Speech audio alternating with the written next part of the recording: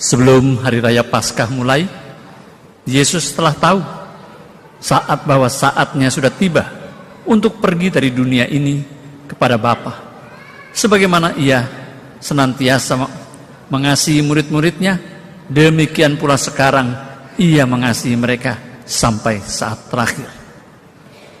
Ketika mereka sedang makan bersama, iblis telah membisikkan dalam hati Yudas Iskariot, anak Simon, rencana untuk mengkhianati Yesus.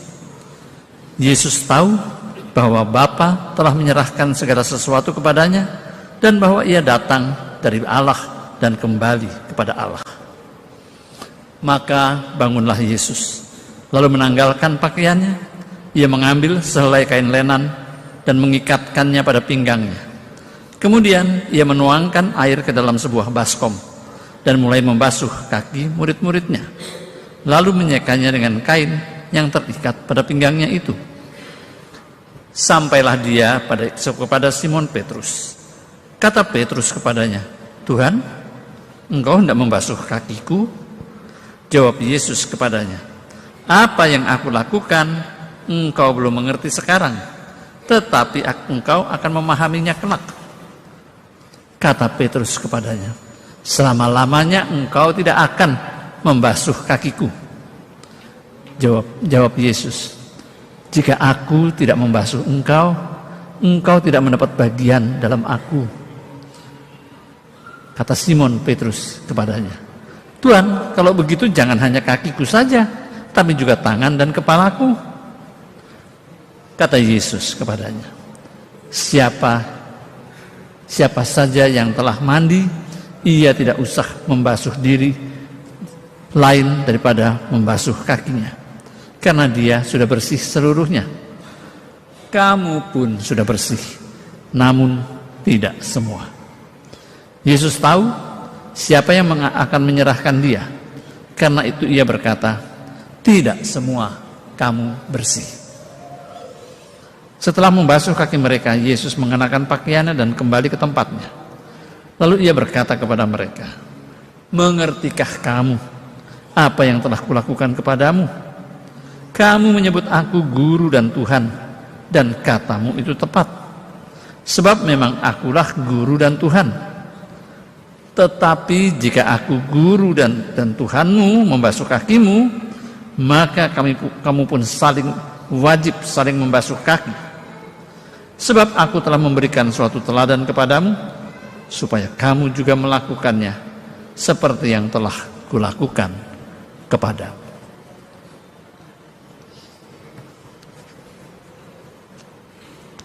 Demikianlah Injil Tuhan.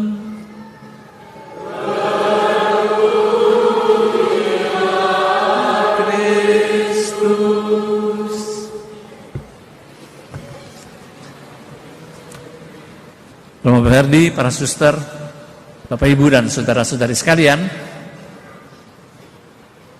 perayaan Pesta Kamis Putih ditandai oleh dua hal. Perayaan Ekaristi sebagai kenangan akan perjamuan malam terakhir yang masih kita rayakan sampai sekarang. Dan kedua adalah tentang Yesus membasuh kaki, tentang upacara pembasuhan kaki. Bahkan Injil Yohanes sama sekali lupa untuk membahas tentang cerita perjamuan malam terakhir.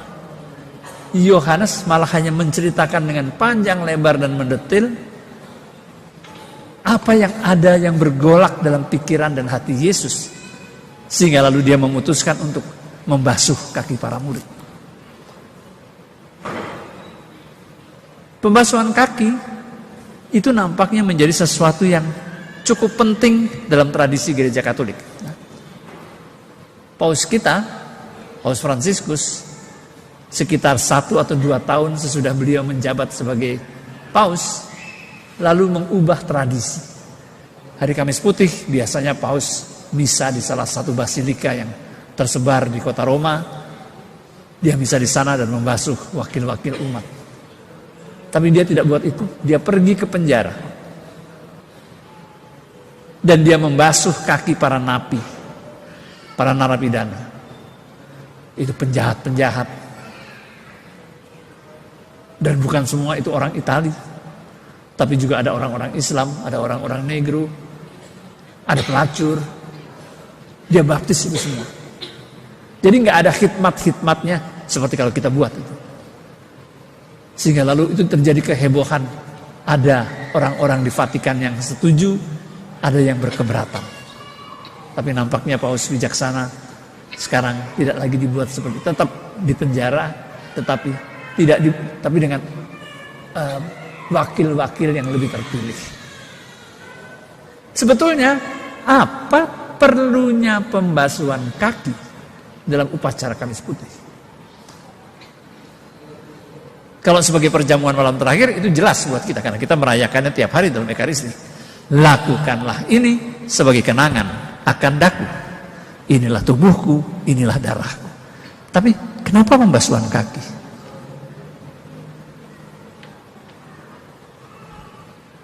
Pembasuhan kaki dalam adat orang Yahudi itu dilakukan pada awal orang datang, orang biasa itu lalu disediakan gentong air dan orang itu membasuh kakinya sendiri. Orang-orang terhormat atau orang-orang yang dituakan dibasuh kakinya oleh budak.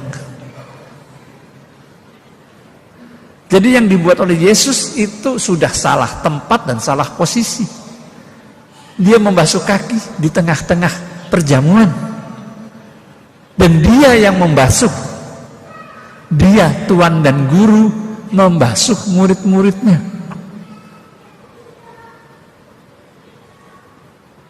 Dan lalu Yesus berpesan, kalau aku tuan dan gurumu membasuh kaki, hendaklah kamu saling membasuh kaki. Apa itu maksudnya? Banyak di antara kita mengatakan, ya kita harus rendah hati, saling peduli satu sama lain. Saya mengatakan, apakah pelajaran kerendah hatian itu begitu penting sehingga pada malam terakhir Yesus makan bersama para muridnya itu harus mengajarkan hal itu?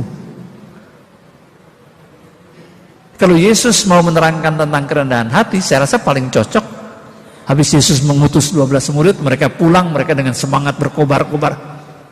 Tuan, setan-setan tunduk pada kami. Nah, itu lalu oke, sekarang kalian belajar rendah hati. Kalian memang hebat, tapi kalian cuma pelayan. Itu momennya pas. Tapi perjamuan malam terakhir, apa yang mau diajarkan oleh Yesus? Apa yang harus diteladan oleh Yesus? Saya rasa Yohanes penulis Injil merenungkannya dengan begitu mendalam sehingga dia lupa tentang kisah perjamuan malam terakhir. Karena dia mencatat pada awalnya,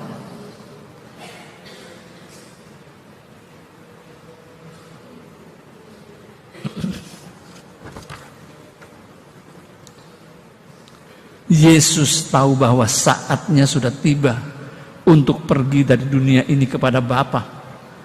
Dan sebagaimana ia senantiasa mengasihi murid-muridnya, demikianlah sekarang ia mengasihi mereka sampai saat terakhir. Apa yang mau dikatakan oleh Yohanes sebetulnya? Yesus mau pergi kepada Bapa dan ini saat terakhir dan dia mengasihi murid-muridnya sampai sehabis-habisnya. Apa maksudnya? Saya rasa sambil makan Yesus melihat ke-12 murid dan dia tahu mereka satu demi satu. Dan dia melihat tidak ada satupun di antara mereka yang beres dan baik. Petrus yang banyak omong, rasul-rasul yang lain, Thomas yang selalu ragu-ragu, Yudas yang nanti akan mengkhianati, yang lain-lain yang cuma ikut-ikut dan pengecut. Yesus tahu murid-muridnya tidak layak dan tidak siap.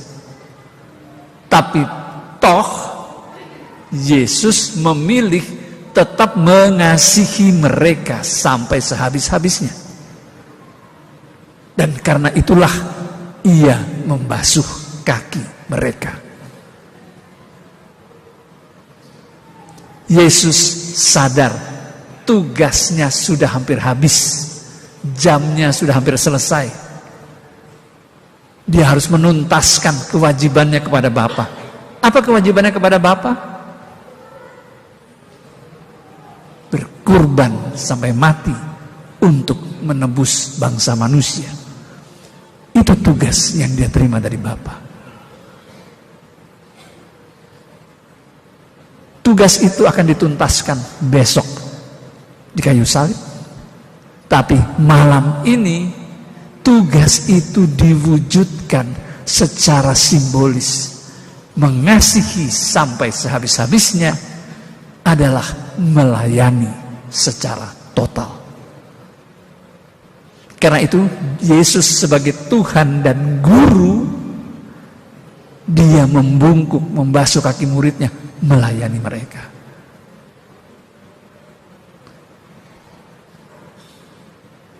Jadi pada hari Kamis Putih ada dua hal yang terungkap. Pada saat pembasuhan kaki, Yesus merendahkan diri, mencintai dan melayani secara total.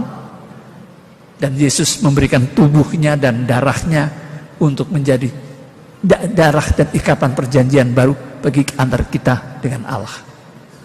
Jadi membasuh kaki itu sama dengan merayakan Ekaristi. Ini bukan sekedar latihan kerendahan hati, bukan. Membasuh kaki itu sama dengan merayakan Ekaristi. Karena itu sebetulnya yang seharusnya dibuat bukan kita meragakan Romo main jadi Yesus, bapak-bapak main jadi para rasul, bukan sebetulnya. Harusnya kita seperti yang dipesankan oleh Yesus, hendaklah kalian saling membasuh kaki. Tapi kalau itu harus kita buat, alangkah repotnya ya. Bapak ibu datang keluarga per keluarga bawa baskom, bawa air. Lalu bagaimana kita mau ngatur orang duduk berjejal-jejal begini? Enggak praktis. Sehingga lalu memang hanya dipilih bentuk simbolnya. Pastor menunjukkan pelayanannya kepada umat sebagai tanda mewakili cinta Kristus kepada semua orang. Itu yang seharusnya terjadi dalam Ekaristi. Bahwa dalam Ekaristi kita mencintai satu sama lain sampai sehabis-habisnya. Dan sayangnya sekarang Ekaristi itu lebih dihayati atau lebih dilaksanakan sebagai sebuah upacara. Karena itu penting urutannya, penting pakaian-pakaian petugasnya, penting bagaimana kor harus tampil, penting bagaimana umat harus berpakaian. Dari segi umat, penting gerejanya itu nyaman, penting bahwa kornya itu enak, penting bahwa pemandangannya bagus. Kan itu alasan kenapa banyak orang suka duduk di belakang, kan? Karena duduk di belakang pemandangannya yang bagus, bisa kelihatan semua. Lihat, apakah dalam Ekaristi kita saling membasuh kaki? Seringkali kita lupa. Tapi apakah kita bisa membasuh kaki dalam perayaan Ekaristi? Bisa. Anda duduk bersebelahan dengan banyak orang asing karena biasa seperti biasa Kamis Putih, Jumat Agung, Sabtu, ada banyak orang-orang yang nongol. Kenal dengan mereka? Enggak. Mau kenalan dengan mereka? Enggak juga.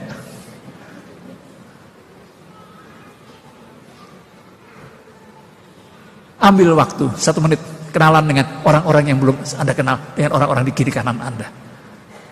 Supaya kita mewujudkan bahwa kita memang saling peduli satu sama lain. Silahkan. Ya, kor nggak usah, kor nggak kenal pulang. Prodiakon, misioner juga nggak usah. Tapi umat ini, juga umat yang di bawah ya, duduk di sebelah orang. Siapa orang yang duduk sebelah Anda? Kenalanlah sedikit. Gereja-gereja Protestan itu terkenal karena apa? Orang datang, orang disambut, diajak ngomong, dan ditemani. Kita di gereja Katolik, lu datang lu enggak, terserah. Mau hidup, mau mati, suka-suka. Kita mau mewujudkan bahwa kita mau peduli satu sama lain. Sekarang ini gereja sangat tertib karena petugas tatip sangat banyak. Tapi kalau dalam hari-hari biasa, emangnya kita peduli saling melayani? Enggak. Kalau duduk saya sudah enak, mau saya berbagi tempat dengan orang yang datang terlambat? Enggak. Kalau bisa suruh dia cari tempat yang lain, ini udah enak. Tempatnya udah lega buat saya. Mau kita berhenti saling mengganggu dengan ngobrol atau main handphone supaya orang sebelah saya bisa berdoa? Enggak. Lu mau berdoa, berdoa aja. Gue gak tertarik berdoa, gue mau main handphone. Mau kita nyanyi bersama, berdoa bersama. Kur menyanyi dengan susah payah menyediakan lagu-lagu yang bagus dan juga yang bisa dikenal oleh umat. Tapi banyak kali yang terjadi, yang kedengaran hanya suara kurnya saja. Kan itu mudah dibedakan karena kur suaranya kedengaran dari sini, dari masuk di kuping kiri. Tapi Anda yang banyak begitu hemat dengan suara, mangap pun tidak mau. Bapak Ibu, saudara-saudara sekalian, ada banyak hal yang bisa kita koreksi dan kita perbaiki dalam perayaan Ekaristi ini. Kalau kita mau merayakan Kamis Putih bersama Tuhan Yesus, kita mau mengenang Dia mencintai kita sampai sehabis-habisnya. Dilambangkan dalam dua hal. Dia menyerahkan tubuh dan darahnya dalam Ekaristi, dan dilambangkan dalam pembasuhan kaki, melayani sampai tuntas. Semoga hidup kita adalah hidup yang dipenuhi oleh cinta Tuhan dalam perayaan Ekaristi ini, dan juga dalam kegiatan-kegiatan kita di luar sana. Kita mewujudkan cinta kasih Allah kepada kita, dan kita membalasnya dengan menyalurkan kasih Allah itu kepada orang-orang di sekitar kita. Semoga itulah yang terjadi. Tuhan memberkati kita.